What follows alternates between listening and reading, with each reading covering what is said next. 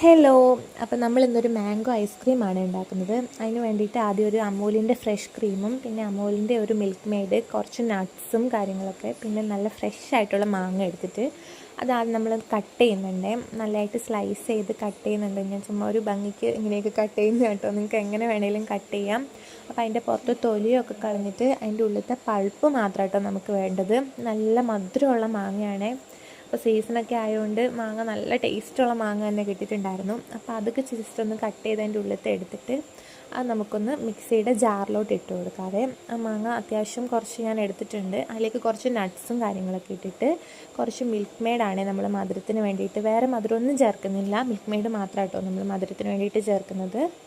അപ്പം നല്ലോണം milk made ഒഴിച്ചു കൊടുത്തിട്ടുണ്ട്. പിന്നെ അതിലേക്ക് അമൂലിൻ്റെ ഫ്രഷ് ക്രീമാട്ടോ ചേർത്ത് കൊടുക്കുന്നത്.